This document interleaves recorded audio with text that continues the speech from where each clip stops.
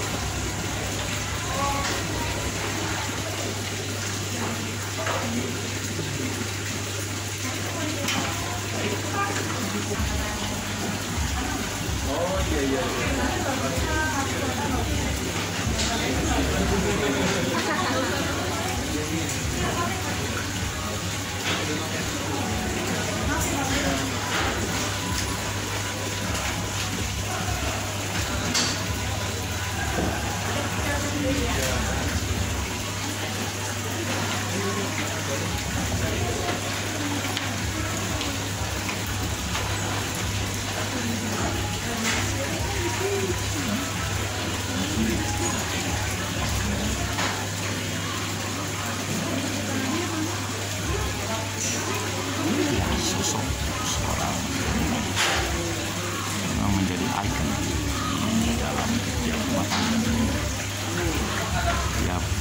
warga negara Indonesia. Karena itu saya berbagi meskipun dalam usia 5 tahun. Saya berpikir sosok-sosok seperti beliau niscayalah harus semakin bertambah, karena negara ini memerlukan talenta multi talent dan haruslah makin spesifik. Undangan sudah makin berdatangan, kesiapan makin paripurna. Saya akan mencoba drone gaya Ajin Television 5 meter di atas tanah. Kita nikmati.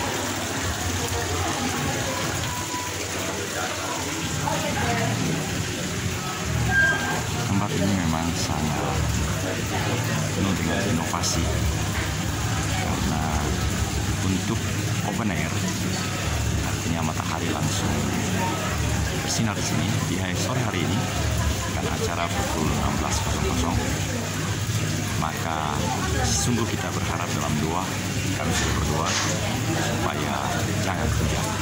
Artinya Allah Subhanahu wa Ta'ala akan memberi tidak hujan.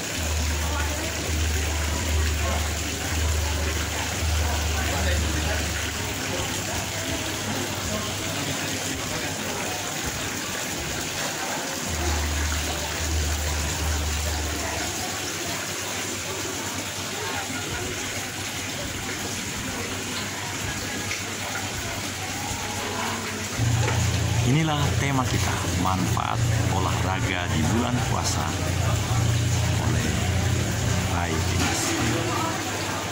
Suasana di beranda belakang sangat menyenangkan dan sungguh kita sudah berdoa supaya jangan hujan ya. Amin ya. Dan kita saksikan member-member ternyata banyak yang memanfaatkan sore hari ini dan kita terus akan mengikuti.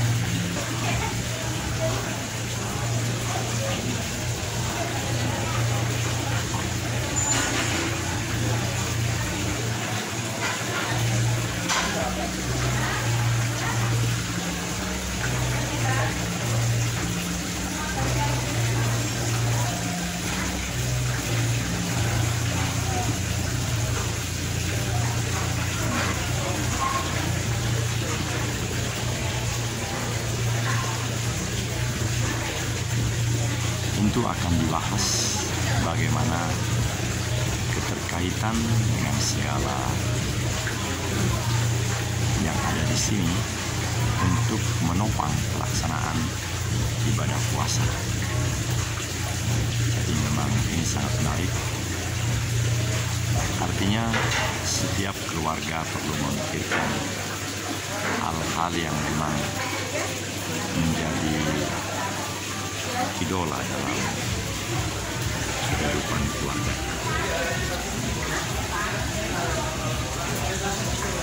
Ada saya lihat Ibu Bambang. Kita coba semuanya karena menarik videonya yang lalu.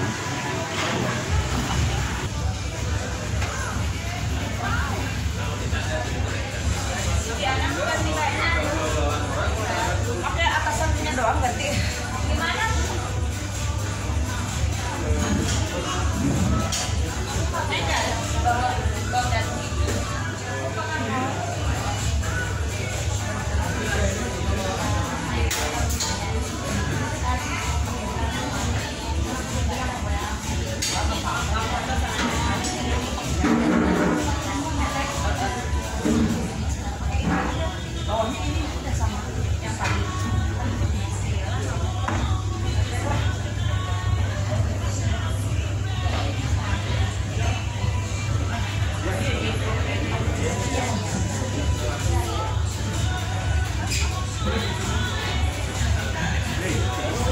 Terima kasih Pak Ade.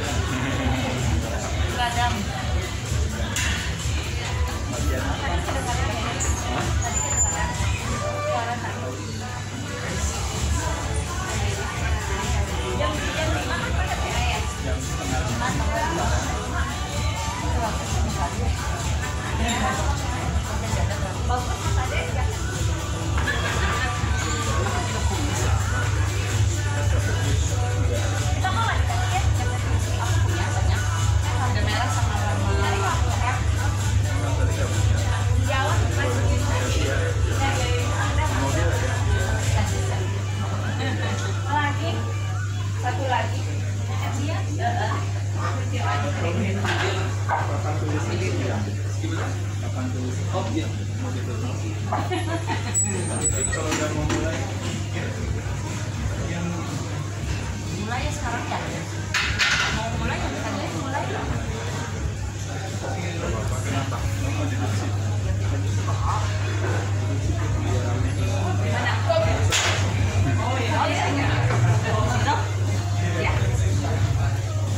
Halo, selamat sore. Informasikan kepada seluruh member dan tamu yang ingin menonton sore ini bersama Mas Katakirai, boleh datang ke area taman kami karena dalam waktu 5 menit kemudian acara kosong akan segera dimulai. Sekali lagi kami informasikan kepada seluruh member yang ingin mengikuti kegiatan kosong bersama Katakirai, kami persilakan untuk datang ke area taman kami karena dalam waktu 5 menit lagi acara akan segera dimulai.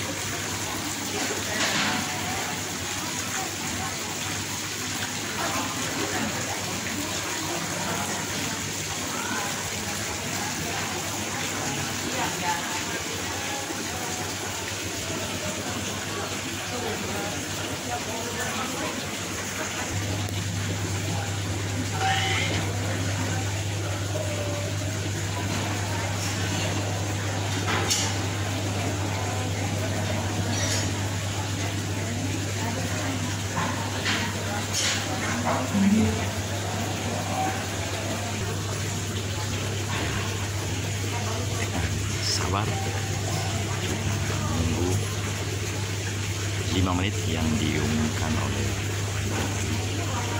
Selalu acara di sini memang sangat menawan hati karena nanti dengan suara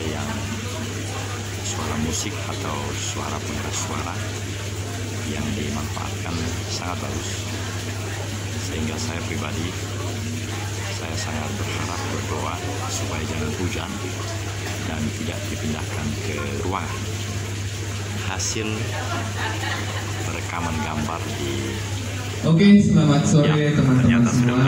Mari kita mungkin teman-teman yang masih di area gym yang mau ikut talk show dari Mas Aderai bisa langsung kumpul di area outdoor kami. Teman-teman staff juga mungkin bisa ikut kumpul juga di sini yuk. Boleh, silahkan bisa menempati area yang sudah disediakan.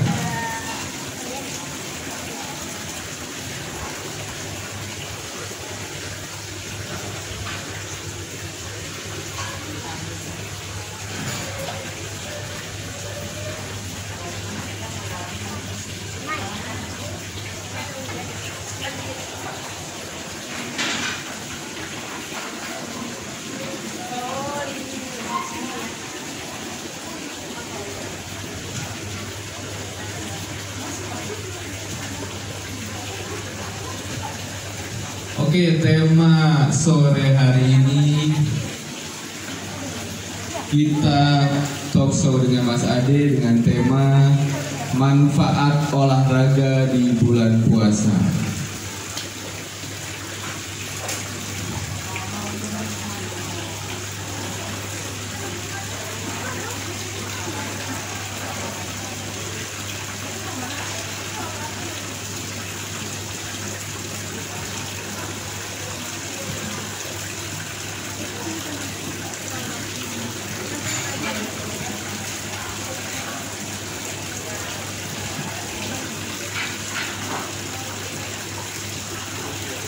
Oke, silahkan yang baru pada datang boleh langsung menempati area yang sudah disediakan.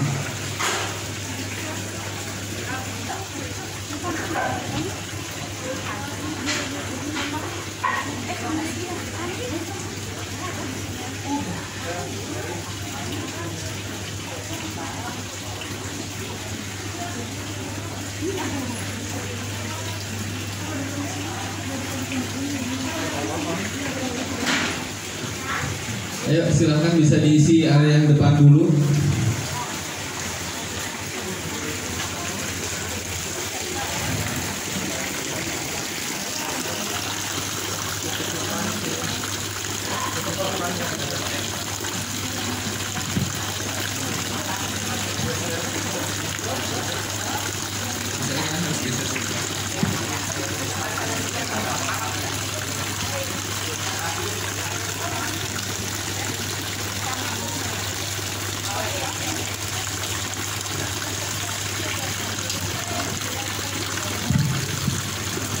Oke, sudah berkumpul semua. Mungkin untuk yang belum datang nanti bisa nyusul. Kita untuk mempersingkat waktu, kita akan mulai saja talk show sore ini dengan tema manfaat olahraga di bulan puasa.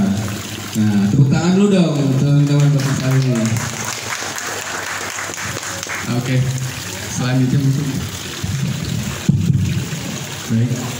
Ya, oke, terima kasih teman-teman sekalian. Assalamualaikum warahmatullahi wabarakatuh. Salam sejahtera buat kita semua. Shalom. Om Swastiastu, Namo Buddhaya, salam kebajikan. Ya, apa kabar teman-teman sekalian? Baik. Ya, udah siap belajar ya? Mau ya? Oke, kita belajar. Temanya jadi kali ini adalah 7 siasat fit di bulan Ramadan ya. Setuju ya? Baik ya, ini ada 7 siasatnya, tapi saya akan mulai dulu dengan siasat nomor 1 dulu ya, karena kebetulan sekarang di bulan Ramadan ya, kita langsung belajar, nanti habis itu kita tanya jawab ya, langsung ya. Jadi di sini nanti, ini kelihatan nggak ya? Kelihatan nggak? Kelihatan nggak teman-teman? Nggak apa-apa ya, kelihatan ya, sedikit ya. Jadi ada beberapa siasat di bulan Ramadan lebih kepada yang mau saya sampaikan, yaitu adalah bahwa di satu sisi di bulan Ramadan kita diberikan yang namanya kesehatan secara keimanan. Di sisi lain menyenangkan juga kalau ternyata kita dapat bonusnya kesehatan secara keimunan, artinya badannya juga jadi tambah sehat. Kenapa saya katakan badannya jadi tambah sehat menjadi sesuatu yang kita siasati?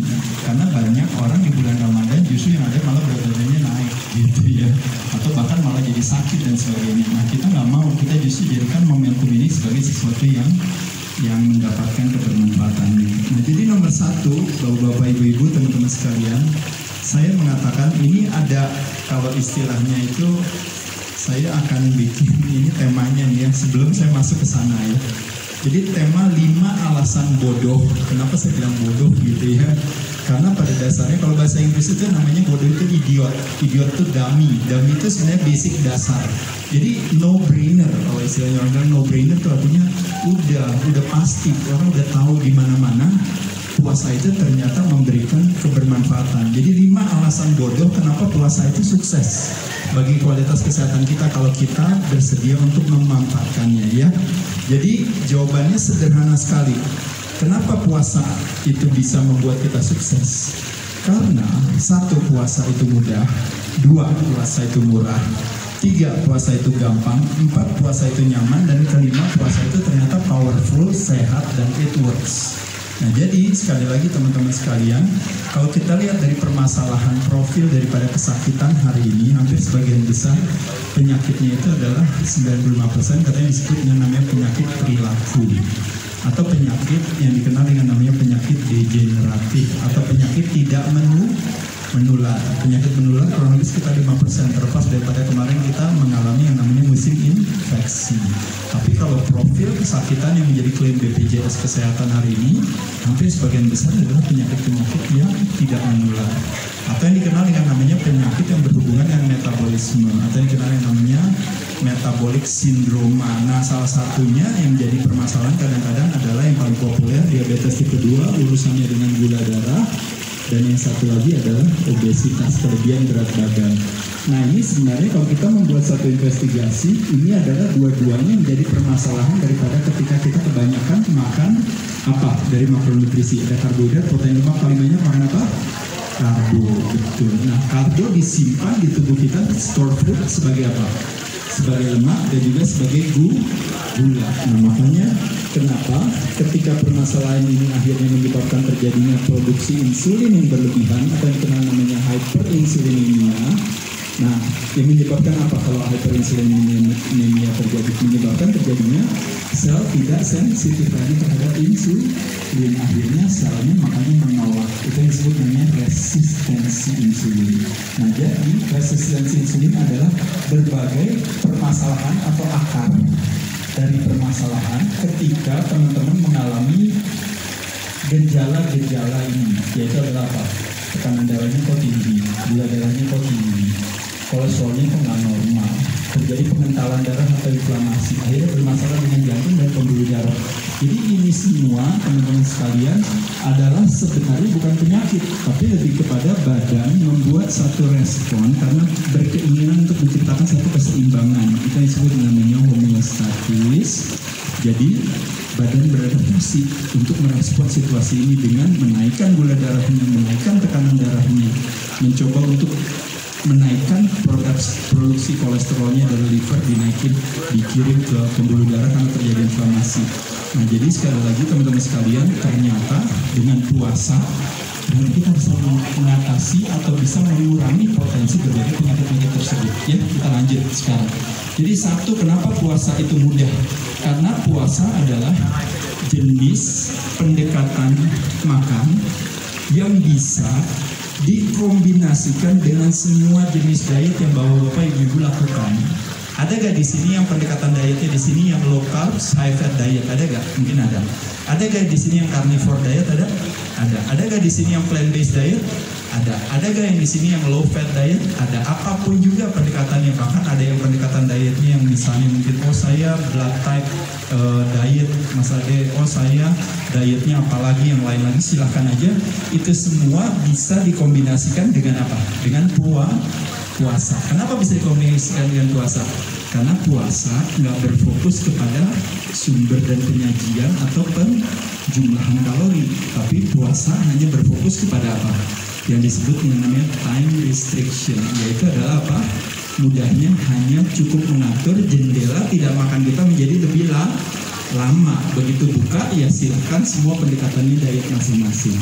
Jadi nomor satu, kenapa disebut mudah? Karena bisa dikombinasikan dengan pendekatan diet lain. Nomor dua, puasa itu murah, gratis. Kenapa? Karena nggak perlu makan gitu ya, segampang itu ya. Lalu yang ketiga, puasa itu gampang, artinya fleksibel. Fleksibel dalam arti apa? Artinya semua tergantung daripada saya mau berapa lama puasa, saya mau buka puasa, saya nggak mau puasa, saya mau apa aja, semuanya tergantung kita.